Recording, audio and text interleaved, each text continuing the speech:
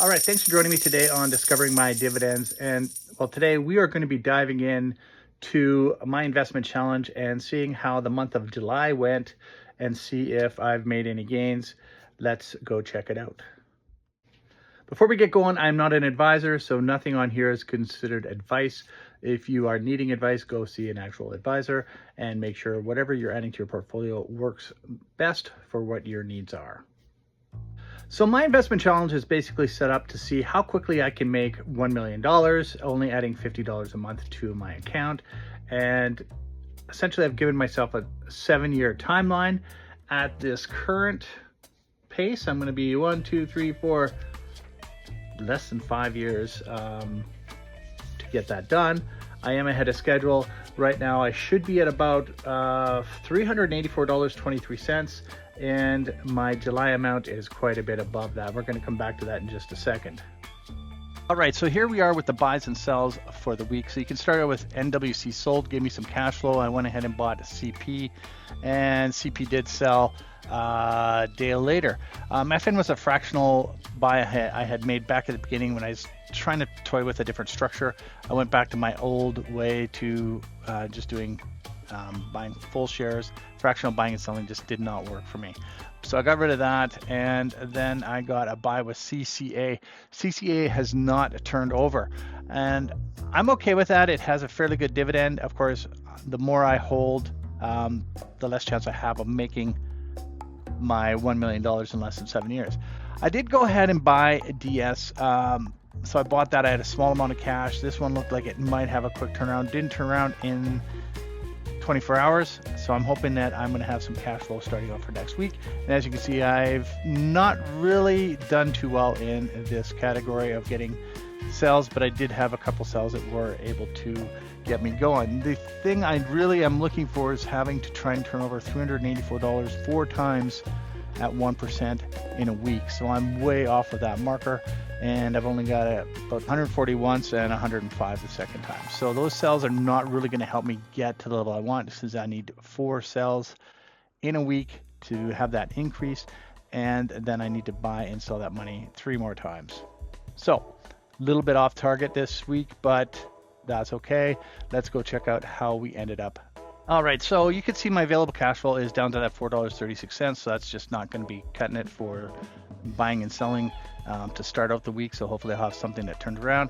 And then I'm also going to just mention my balance of $563.71. So that is my balance right now. At the end of July, it was $567.58, and it was supposed to be $384.23 to stay on track to get my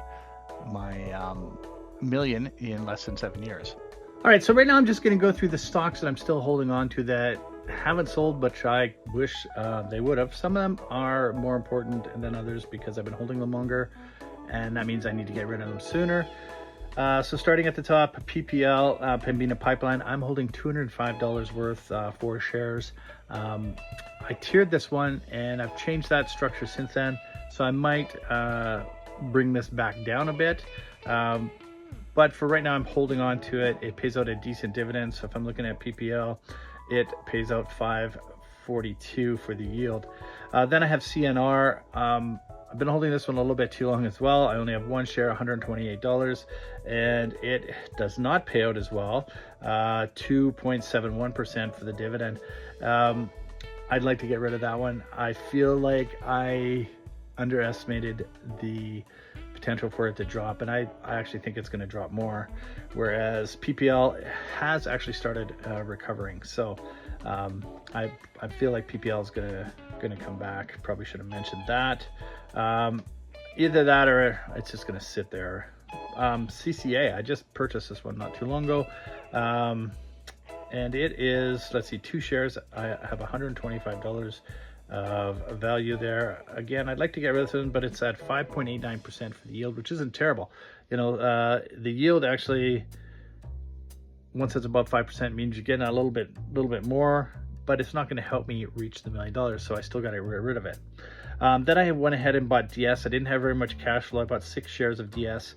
$39 is the holdings. Says dividend select 15 corp, and it's a 9.97 pay out dividend. Again, not enough to get me to my $1 million at this level by when I want to. So I can't just go on the dividend, but it is definitely much easier to hold on to. And it's a small amount. It's less than $40, 6 shares. Then the big mistake I made buying NWX. Now I followed this stock for a couple years ago, did lots of buys and sells with it, did lots of trades. It has fluctuation. The volume's terrible. It doesn't have volume, so only having 252 shares, $30. This doesn't seem to cut it. It's gone up and down. Let's see in the last month here. It's actually gone down a lot. So from 14.5, and then it's fluctuating between the 12.5 and 13 cents. I may not sell this until the next dividend goes. It's had these moments of fluctuation. I have watched it a little bit, but I didn't watch it enough to realize it doesn't pay out a dividend anymore. My bad, huge mistake. And I need to get rid of that. So then I have a few fractional shares left, 3 fractional shares that when I started the channel, I was going to do fractional shares. Fractional shares didn't work for me at all. With my strategy, it just doesn't work the way I want it to. So I cut out doing fractional shares, and I still have 3 of those to get rid of. One of them's positive, but I'm not going to sell it yet. I'm going to hold on to it a little bit longer. It's only $14. One is down 20%.